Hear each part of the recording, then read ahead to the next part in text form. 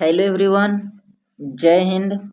आज की इस वीडियो में हम लोग बात करेंगे कि बिहार एसएससी सचिवालय सहायक जो इंटर स्तरीय एग्जाम के लिए यह प्रैक्टिस सेट नंबर 15 है। इससे पहले 14 तक चैनल पे करवा दिए गए हैं कंप्लीट। तो चलिए आज का प्रैक्टिस सेट में हम लोग 15 को डिस्कस करेंगे, तो आप लोग आखिरी तक जरूर बने रहिएगा। तो आज का प्रैक्टिस सेट स्टार्ट करते हैं। अगर आप लोग चैनल पर फर्स्ट टाइम आए हैं तो चैनल को सब्सक्राइब कर दीजिएगा, जिससे कि आगे आने वाले वीडियो का नोटिफिकेशन आपको मिल सके। चलिए वीडियो को स्टार्ट करते हैं। तो देखिए यह प्रैक्टिस सेट नंबर 15 है। इससे पहले 14 कंप्लीट है, जो कि हमने पहले ही बता दिया। तो चलिए आज का सारे ही डिटेल के साथ इन सारे क्वेश्चन को हम लोग लगाते हैं। आप लोग आखिरी तक जरूर बने रहिएगा, वीडियो स्किप नहीं कीजिएगा।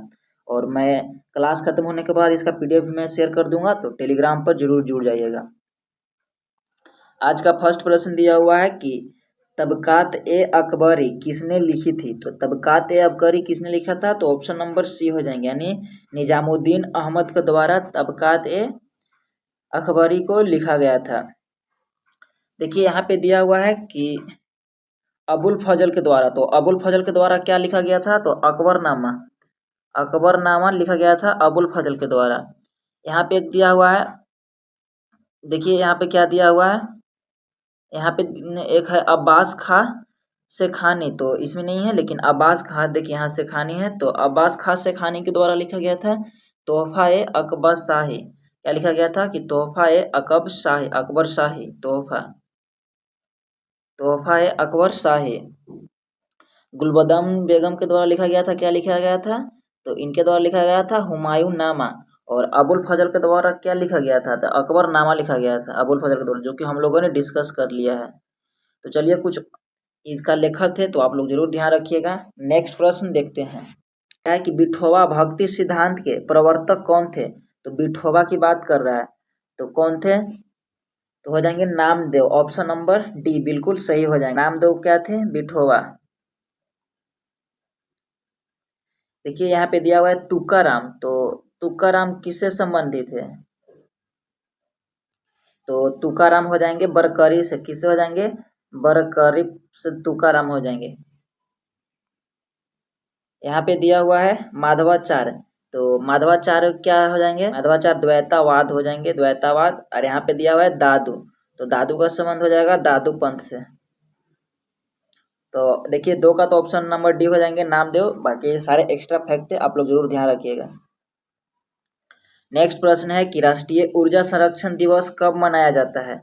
तो 3 का हो जाएंगे, 3 का क्या हो जाएंगे, तो ऑप्शन नंबर सी हो जाएंगे, 14 सितंबर को राष्ट्रीय ऊर्जा संरक्षण दिवस मनाया जाता है। नेक्स्ट प्रश्न है कि नागरिकता संबंधी प्रावधान भारतीय संविधान के किस भाग में वर्णित है। तो नागरिकता की बात कर रहा है, तो ऑप्शन नंबर ए के भाग 2 में, यानी ऑप्शन नंबर ए हो जाएंगे, जो कि भाग 2 में नागरिकता संबंधित प्रावधान को, इसमें क्या है चर्चा। अगर बात किया जाए इसका आर्टिकल, तो 5 से 11 तक इसका आर्टिकल का दिया हुआ है। और भाग 1 देखा जाए तो 1 से लेकर 4 तक हो जाएंगे आर्टिकल भाग 1 में। और भाग 2 में है नागरिकता संबंधी, यानी 5 से लेकर 11 तक। वहीं भाग 3, तो भाग 3 में किसका उल्लेख है, तो यह 12 से 35, यानी यह मूल कर्तव्य के लिए है भाग 3। अब भाग 4 है, आयरलैंड से लिया गया था, क्या है डीपीएसपी, यानी फंडामेंटल ड्यूटी। तो यह मूल कर्तव्य में, जो कि 36 से 51 आर्टिकल दिया हुआ है। तो इस तरह से सारे आर्टिकल को हम लोगों ने 1 से 51 तक डिस्कस कर लिए हैं। चलिए नेक्स्ट प्रश्न देखते हैं। नेक्स्ट प्रश्न है कि राज्य का सर्वोच्च विधि अधिकारी कौन होता है। तो 5 का हो जाएंगे ऑप्शन नंबर बी, यानी महाअधिवक्ता होते हैं सर्वोच्च राज्य का।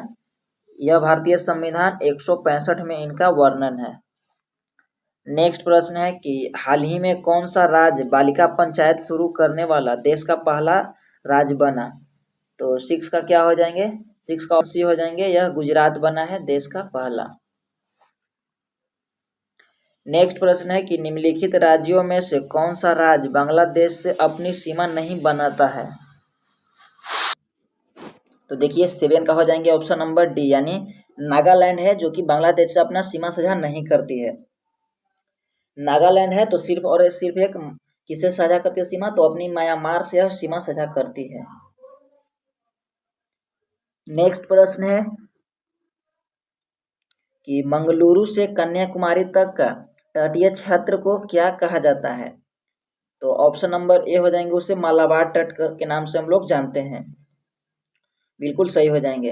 अगर देखिए यहाँ पर अगर क्वेश्चन पूछता है कि गोवा मतलब माफ कीजिएगा, गुजरात से लेकर गोवा तक के तटीय क्षेत्र को क्या कहा जाता है? तो कोंकण कहा जाता है, गुजरात से गोवा। वहीं बात किया जाए गोवा से कर्नाटक, तो उसको क्या किया जाएगा? उसको कहा जाएगा, उसको मंगलुरु कहा जाएगा। लक्षद्वीप सागर, लक्षद्वीप व मालाबार तट के मध्य अवस्थित है। चलिए ये हो गया। नेक्स्ट प्रश्न है 9 नंबर, क्या है कि अप्रैल 2022 में फ्रांस स्थित रिपोर्टर्स विदाउट बॉर्डर द्वारा वार्षिक विश्व प्रेस स्वतंत्रता सूचकांक 2022 जारी किया गया है। इससे संबंधित निम्न कथनों पर विचार कीजिए। तो कौन सा हो जाएंगे? तो देखिए हम लोग देखते हैं कौन कौन सा दिया हुआ है कि इस सूचकांक में कुल 180 देशों को शामिल किया गया है, तो यह बिल्कुल सही है। सूचकांक में नॉर्वे को शीर्ष स्थान प्राप्त हुआ है, तो यह भी सही है। इस सूचकांक में भारत का 150वां स्थान प्राप्त हुआ, तो यह भी सही है। तो ऑप्शन नंबर डी बिल्कुल सही हो जाएंगे। नेक्स्ट प्रश्न देखते हैं क्या दिया हुआ है। नेक्स्ट प्रश्न है कि प्रधानमंत्री उज्ज्वला योजना की शुरुआत कब की गई थी? तो 10 का ऑप्शन नंबर सी हो जाएंगे। यह 2016 में शुरू किया गया था प्रधानमंत्री उज्ज्वला योजना। छोटा डेट की बात किया जाए तो 1 मई 2016 में। उद्देश्य क्या था कि बीपीएल परिवारों को मुफ्त में एलपीजी का कनेक्शन देने के लिए। नेक्स्ट प्रश्न है कि मीमांस का पूर्व मीमांस दर्शन से प्रतिपादक है, तो मीमांस दर्शन से कौन से संबंधित हो जाएंगे? तो ऑप्शन नंबर ए हो जाएंगे, यानी जैमिनी संबंधित है मीमांस या मीमांसा दर्शन से। देखिए यहाँ पे दिया हुआ है कपिल, तो कपिल किससे हो जाएंगे? तो कपिल हो जाएंगे सांख्य से। कपिल सांख्य दर्शन से संबंधित है। नेक्स्ट प्रश्न देखते हैं। देखिए आप लोग अगर वीडियो अच्छे लग रहे हैं तो एक लाइक जरूर कीजिएगा। नेक्स्ट इसमें क्या दिया हुआ है? गौतम, तो गौतम न्याय से संबंधित है। और एक दिया हुआ बदायन, तो बदायन किससे संबंधित है? तो यह उत्तर मीमांस से संबंधित है, उत्तर मीमांस। नेक्स्ट प्रश्न है कि वरिंद्र कुमार घोष को क्रियाकलापों ने एक गुप्त क्रांतिकारी संगठन को बंगाल में जन्म दिया। तो ऑप्शन नंबर बी हो जाएंगे अनुशीलन समिति। कौन सा समिति गठन किया था इन्होंने? अनुशीलन समिति। नेक्स्ट है कि इंडोनेशिया की नई राजधानी के संबंध में विकल्पों में से कौन सा तथ्य सही नहीं है? तो चलिए हम लोग देखते हैं कौन सा तथ्य मतलब जो दिया हुआ कथन सही नहीं है। तो यहाँ बात कर रहा है नहीं है, आप लोग जरूर ध्यान दी। देखिए पूछ रहा है कि 18 जनवरी 2022 को इंडोनेशिया की संसद ने देश की नई राजधानी को संबंधित विधेयक को मंजूरी प्रदान की, तो यह बिल्कुल सही है। इस देश की नई राजधानी का नाम नुसंतरा होगी। क्या है कि नुसंतरा होगी, तो ये भी सही है। नुसंतरा पूर्वी कालीमंतन क्षेत्र में स्थित है जो बोर्नियो द्वीप का हिस्सा है, तो ये भी सही है, यह बोर्नियो द्वीप का हिस्सा है। नई राजधानी का विकास 3 चरणों में किया जाएगा, तो ऐसा नहीं है, यह तीनों दिया हुआ कथन बिल्कुल सही है। ऑप्शन नंबर डी हो जाएंगे अकॉर्डिंग टू द क्वेश्चन के हिसाब से कथन, लेकिन ये सब हो जाएंगे दिया हुआ सही में। देखिए 40 नंबर प्रश्न क्या कह रहा है कि सूची 1 को सूची 2 से मतलब 2 से सुमेलित कीजिए। नीचे दिए गए कूट को प्रयोग करते हुए सही उत्तर का चयन कीजिए। एक तरफ दिया हुआ है सूची 1 में और सूची 2 यानी गदर पार्टी, तो इसको संस्थापक कौन थे? तो इस तरह से पूछ रहा है, तो चलिए देखते हैं। तो गदर पार्टी का संस्थापक कौन हो जाएंगे? तो यहाँ पे देखिए लाला हरदयाल हो जाएंगे गदर पार्टी के संस्थापक। एक यहाँ पे दे रहा है, एक है कि लाहौर षड्यंत्र, तो लाहौर षड्यंत्र किससे संबंधित है? तो यह सूर्यसेन से। काकोरी षड्यंत्र, तो काकोरी में कौन हो जाएंगे? राम प्रसाद बिस्मिल। और यहाँ दिया हुआ चटगांव शस्त्रागार हमला, तो यह जतीन दास। तो ऑप्शन नंबर सी हो जाएंगे, यानी 4 1 2 3 बिल्कुल सही हो जाएंगे। नेक्स्ट प्रश्न है कि इजराइल के संसद को क्या कहा जाता है? तो 15 का हो जाएंगे बिल्कुल सही, उसे हम लोग द नेसेट कहते हैं। इजराइल के संसद को क्या कहते हैं? The Knesset. जापान के संसद को क्या कहते हैं? डाइट। यहाँ से जापान के संसद को डाइट कहते हैं। और स्टॉटिंग किसको कहते हैं? स्टॉटिंग किसका संसद को कहते हैं? तो यह कहते हैं नॉर्वे को। नॉर्वे को संसद को क्या कहते हैं? स्टॉटिंग। देखिए यहाँ पे दिया है रिक्सडॉग, तो रिक्सडॉग किसका संसद के नाम है? तो यह स्वीडन का संसद का नाम है रिक्सडॉग। नेक्स्ट प्रश्न है कि हुल या संथाल विद्रोह का नेतृत्व किसने किया था? तो 16 का बी हो जाएंगे सिद्धो व कान्हू ने। किसने किया था? सिद्धो व कान्हू ने किया था। ऑप्शन नंबर बी बिल्कुल सही हो जाएंगे। नेक्स्ट प्रश्न है कि भारत में राष्ट्रपति चुना जाता है, तो भारत में राष्ट्रपति किस तरह से चुना जाता है? तो देखिए, निर्वाचित संसद या विधानसभा के सदस्यों द्वारा, तो बिल्कुल सही है ऑप्शन नंबर डी। नेक्स्ट है कि राष्ट्रपति के रूप में निर्वाचित होने वाली भारत की प्रथम आदिवासी महिला कौन है? तो यह द्रौपदी मुर्मू हो जाएंगे। ऑप्शन नंबर सी बिल्कुल सही हो जाएंगे।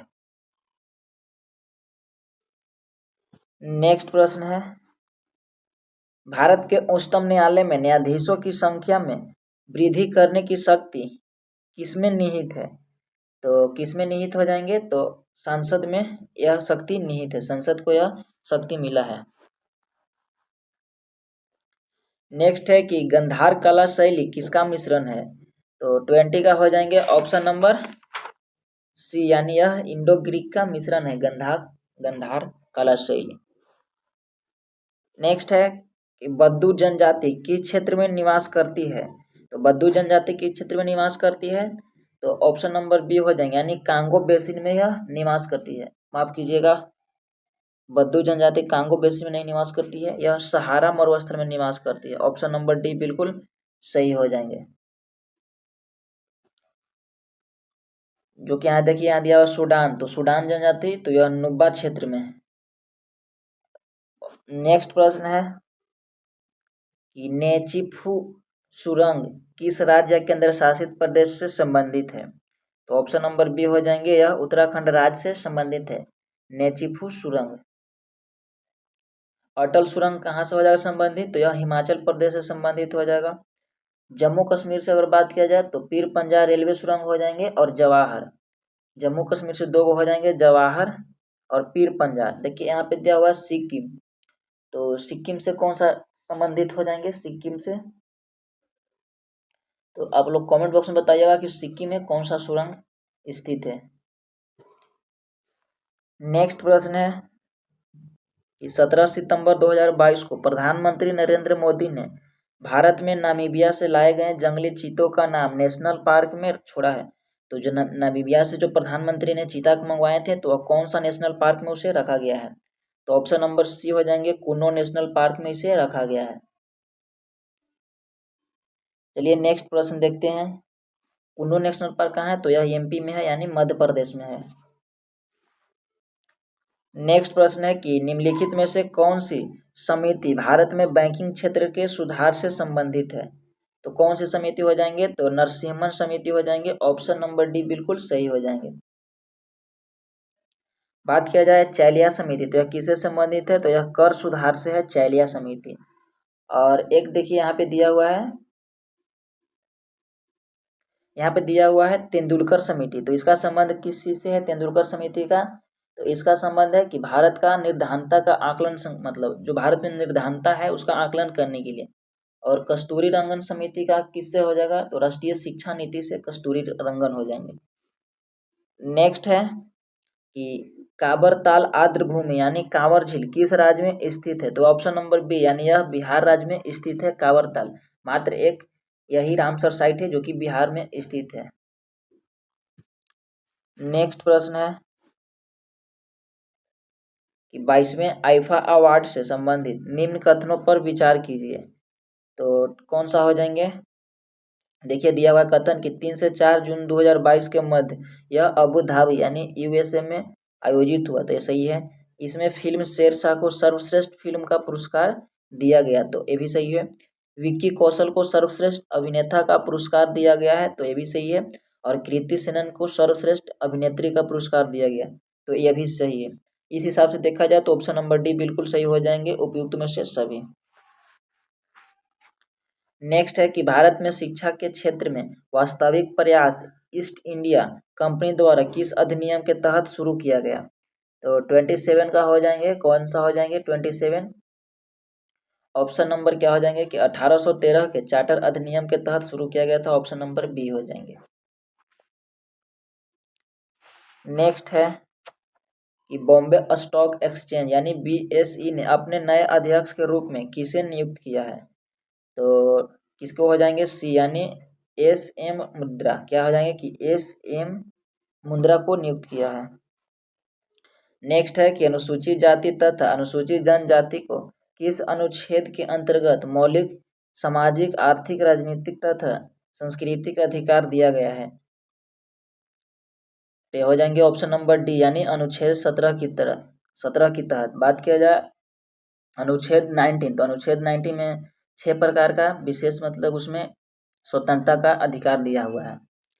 वहीं बात किया जाए अनुच्छेद 18, तो अनुच्छेद 18 में किसका बात है, तो उपाधियों का अंत है, उपाधियों का अंत की बात किया गया है। अनुच्छेद 20 में, तो अनुच्छेद 20 में किसका बात किया गया है, तो अपराध के लिए दोष सिद्ध करना, मतलब अपराध आप कीजिए उसके लिए दोष सिद्ध करने की बात की गई है। नेक्स्ट प्रश्न है कि निम्नलिखित में से किस राज्य में विधानमंडल का ऊपरी सदन या विधान परिषद नहीं है, तो कौन सा हो जाएंगे, यह पश्चिम बंगाल हो जाएंगे। ऑप्शन नंबर बी बिल्कुल सही जवाब हो जाएंगे। नेक्स्ट है कि 2 जून 2022 में किस राज्य में सुरक्षा मित्र योजना शुरू की गई है, तो 31 का क्या हो जाएंगे, ए यानी केरल राज्य में शुरू किया गया सुरक्षा मित्र योजना। नेक्स्ट है कि यूक्रेन की सीमा किन किन देशों के साथ मिलती है, तो कौन कौन देश हो जाएंगे, कौन कौन सा देश हो जाएंगे, तो देखिए इनमें से सभी के साथ हंगरी, मोल्डोवा और स्लोवाकिया के साथ, यह तीनों देश के साथ मिलता है।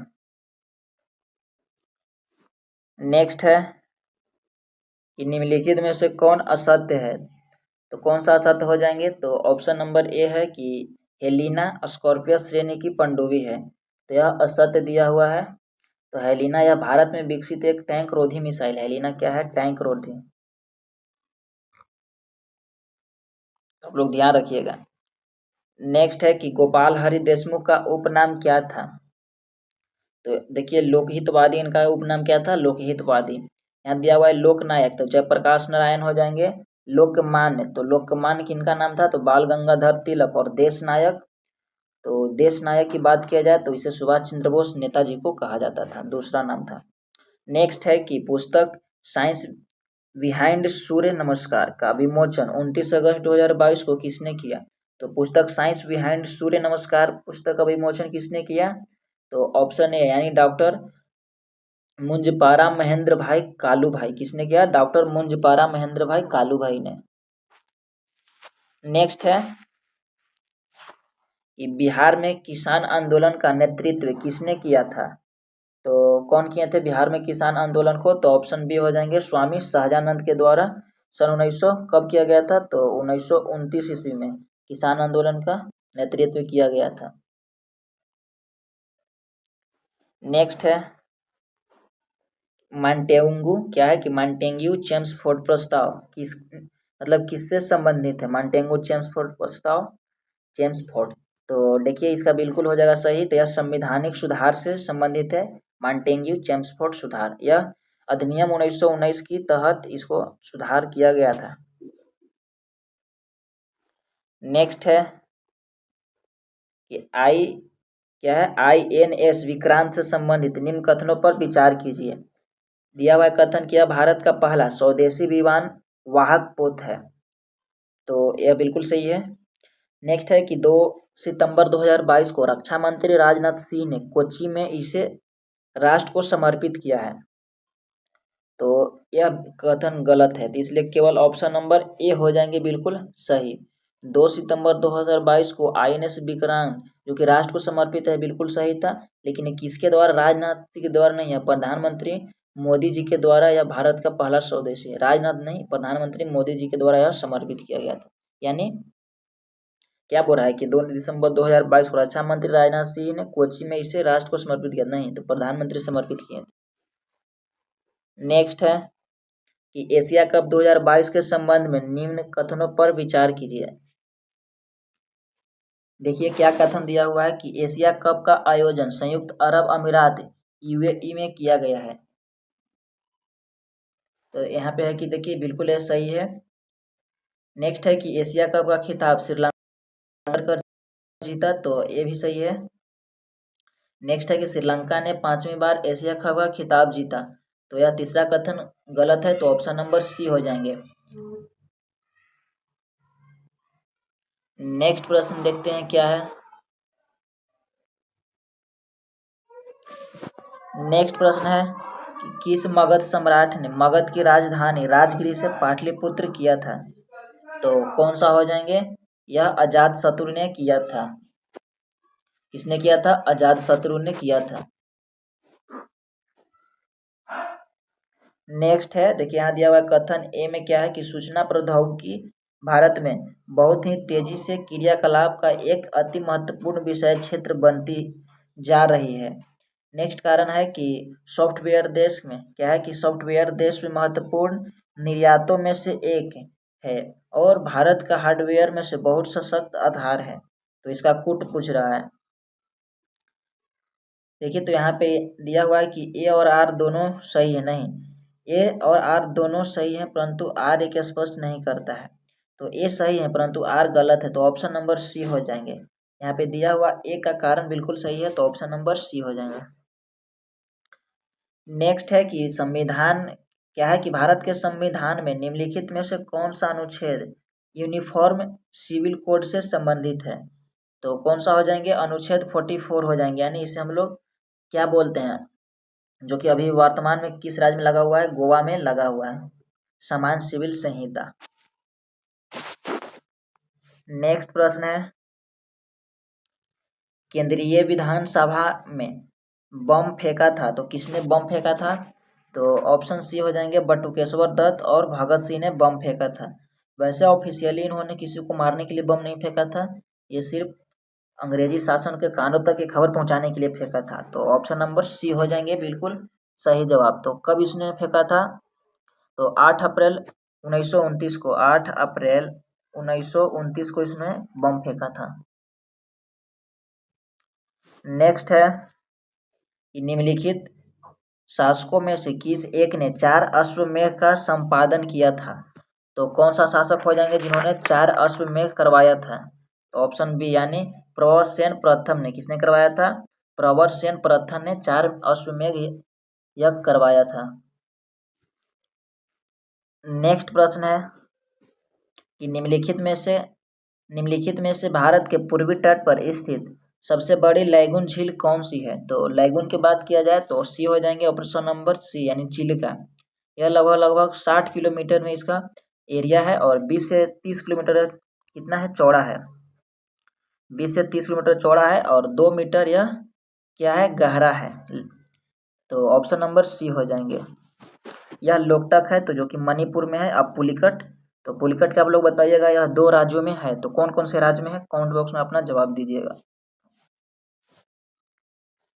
नेक्स्ट है कि वर्ष 2023 में जारी G20 शिखर सम्मेलन भारत में कहाँ प्रस्तावित है? तो 46 का हो जाएंगे बी, यानी यह जम्मू कश्मीर में प्रस्तावित है। नेक्स्ट प्रश्न है कि निम्नलिखित में से कौन सही कथन नहीं है? तो इनमें से कौन सा सही कथन नहीं है? देखिए, कांगो या जायरे नदी भूमध्य रेखा को 2 बार पार करती है, बिल्कुल सही है। लिम्पापो नदी मकर रेखा को 2 बार पार करती है, तो यह भी सही है। माही नदी कर्क रेखा को 2 बार काटती है, तो यह भी सही है। और नील नदी कर्क रेखा को 2 बार काटती है, तो यह कथन गलत है। यह नील नदी जो कर्क रेखा को 2 बार काटती है, कथन गलत है। इसमें क्या होगा? इसमें हो जाएगा कि नील नदी जो है भूमध्य रेखा और क्या है? भूमध्य रेखा और मकर रेखा यह दोनों संबंधित है। माफ कीजिएगा, कर्क रेखा यह दोनों से संबंधित, यानी दोनों की यह काटी है। नेक्स्ट है कि माउंट केलीमुट्टू क्या है? कि माउंट केलीमुट्टू किस देश का एक प्रमुख ज्वालामुखी है? तो यह इंडोनेशिया का यह एक प्रमुख ज्वालामुखी है। नेक्स्ट है कि फ्यूजी प्लेट कहाँ स्थित है? तो फ्यूजी प्लेट कहाँ स्थित हो जाएंगे? तो यह ऑस्ट्रेलिया के उत्तर पूर्व में स्थित है। ऑप्शन नंबर ए हो जाएंगे। नेक्स्ट है कि भारत का प्रथम वायसराय कौन थे? तो कौन हो जाएंगे भारत के प्रथम वायसराय? तो ऑप्शन ए हो जाएंगे, यानी लॉर्ड कैनिंग हो जाएंगे, बिल्कुल सही जवाब। नेक्स्ट है कि सांस लेने में ऐच्छिक क्रियाओं के लिए इम्पल्सन प्रारंभ होता है तो कैसे इम्पल्सन प्रारंभ होता तो किस रूप में होता है तो ए हो जाएंगे मेंडुला से। कैसे हो जाएंगे मेंडुला से। नेक्स्ट है कि किसने इलेक्ट्रॉनों के पथ पर दीर्घवृत्तीय कक्षाओं क्या है कि कक्षकों का प्रवेश कराकर बोर मॉडल को रूपांतरित किया है तो किसने रूपांतरित किया है तो ऑप्शन सी हो जाएंगे सोमरफेल्ड ने रूपांतरित किया ऑप्शन नंबर सी।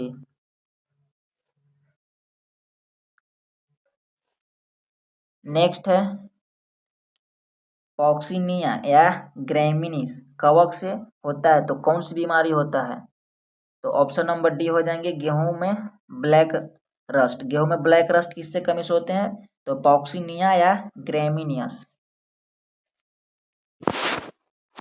नेक्स्ट है क्या है कि निम्न निम्न दिए गए धातुओं में से कौन सबसे कम अभिक्रियाशील है तो कौन सा धातु सबसे कम हो जाएंगे तो देखिए जिंक है जो सबसे कम अभिक्रियाशील है।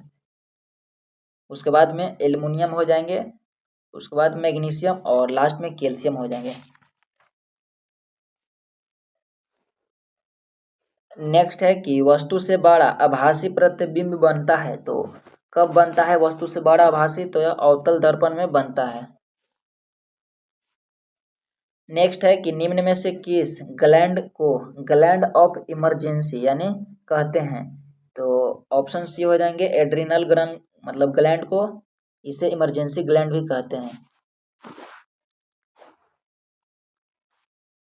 देखिए नेक्स्ट प्रश्न है कि कथन ए में है कि डीएनए फिंगरप्रिंटिंग पितृत्व स्थापन तथा बलात्कारी में अपराधियों की पहचान हेतु महत्वपूर्ण परीक्षण बन गया है। यह कथन की बात कर रहा है।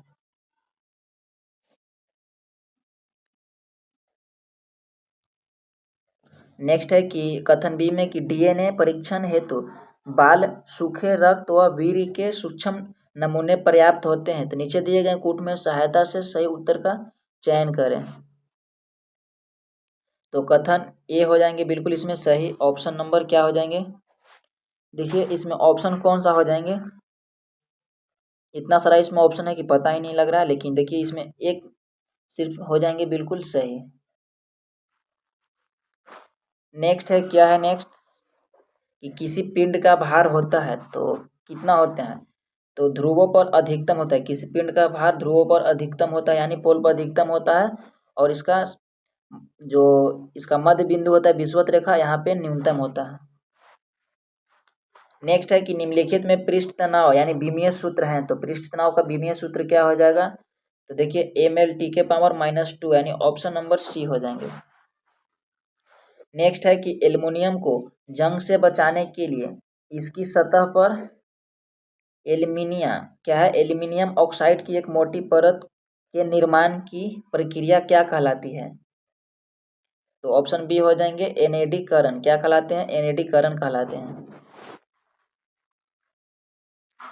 नेक्स्ट है कि अभिसारी लेंस की फोकस दूरी बैंगनी हरा एवं लाल रंग के लिए ज्ञात किया जाता है यदि ये क्रमशः FV FG और FR हैं तो निम्न में से कौन सही है तो कौन सा सही हो जाएंगे तो देखिए यहाँ पे FC हैं जो FR से बड़ा होंगे FC FR से बड़ा होंगे FC छोटा है FR से यहाँ पे।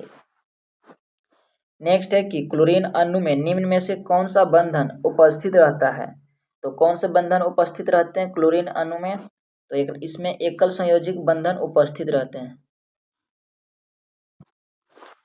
नेक्स्ट है कि सबसे पहले बनने वाले प्राथमिक जाइलम तत्व को क्या कहते हैं तो सबसे पहले बनने वाले को बात कर रहा है तो ऑप्शन नंबर बी यानी प्रोटोजाइलम कहते हैं। क्या कहते हैं प्रोटोजाइलम कहते हैं। ऑप्शन बी बिल्कुल सही हो जाएंगे।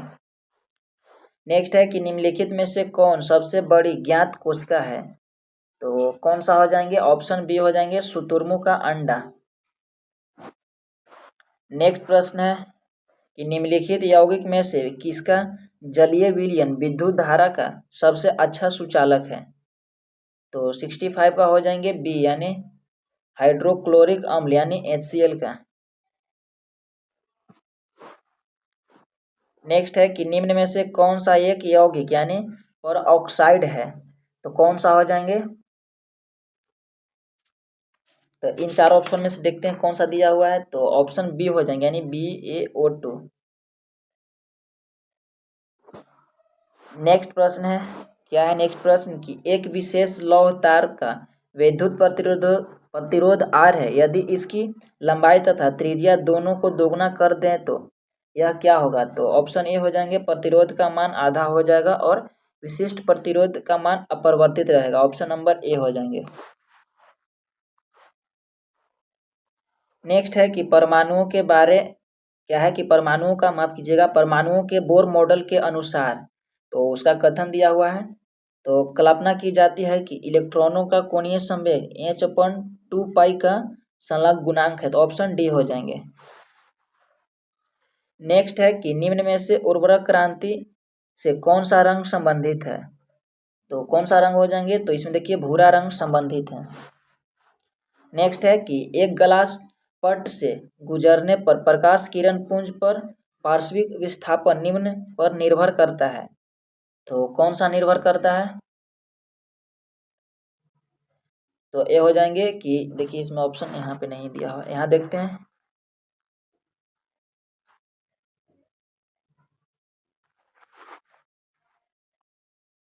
तो यहाँ पे ऑप्शन कट गया है, तो ऑप्शन नंबर मैं आपको बता देता हूँ इसका सही आंसर। देखिए इसका हो जाएगा सही आंसर कि इसके मोटाई पे निर्भर करता है, किसके, तो यह ग्लास पट से गुजरने पर प्रकाश किरण पुंज पार्श्व विस्थापन निम्न में से किस पर निर्भर करता है, तो ये अपनी केवल ग्लास पट की मोटाई पे। तो यह ऑप्शन यहाँ पे केवल नहीं होगा, तो ग्लास पट के मोटाई पर, यानी ऑप्शन सी अकॉर्डिंग सही हो जाएंगे। नेक्स्ट प्रश्न दिया हुआ है, देखिए यहाँ पे दिया हुआ है कि आपतन कोण और ग्लास पट की मोटाई पर, देखिए बिल्कुल सही हो जाएंगे। नेक्स्ट प्रश्न है कि केला का पीएच मान क्या होता है। तो केला की पीएच मान कितना हो जाएंगे, तो 5.2 हो जाएंगे केला का पीएच मान। नेक्स्ट है कि निम्न में से कौन सी एक गैर अपचायक शुगर है, तो कौन सी हो जाएंगे, तो ऑप्शन बी हो जाएंगे, सुक्रोज हो जाएंगे, ऑप्शन नंबर बी। नेक्स्ट प्रश्न है कि एस्बेस्टस कारखाने में काम करने वाले मनुष्य यानी वायु प्रदूषक के शिकार बनते हैं, उसके शरीर का सबसे अधिक प्रभावित होने वाला अंग है। तो फेफड़ा हो जाएंगे उनका शरीर का सबसे प्रभावित होने वाला अंग। नेक्स्ट है कि निम्नलिखित में से कौन सा रोग उसके जीव के कारण के बारे में सही नहीं है। तो कौन सा हो जाएंगे, तो ए है हैजा इन्फ्लुएंजा, कौन सा हो जाएंगे, ऑप्शन नंबर ए। नेक्स्ट प्रश्न है कि विद्युत क्षेत्र के किसी बिंदु पर विभव V वोल्ट है, उस बिंदु पर स्थित Q कूलाम आवेश की स्थितिज ऊर्जा होगी, तो क्या हो जाएंगे, तो क्या हो जाएंगे कि Q equal to U joule. तो ये थे आज का प्रैक्टिस सेट। तो यह 15 प्रैक्टिस सेट नंबर को हम लोगों ने डिस्कस कर लिए हैं। तो वीडियो कैसा लगा आप लोग कमेंट करके बताइएगा। वीडियो को अच्छे लगे होंगे तो लाइक शेयर कीजिएगा अपने दोस्तों तक और चैनल को सब्सक्राइब कर लीजिएगा। फिर मिलते हैं मैं नेक्स्ट वीडियो में, तब तक के लिए बहुत बहुत धन्यवाद। Thank you so much. जय हिंद।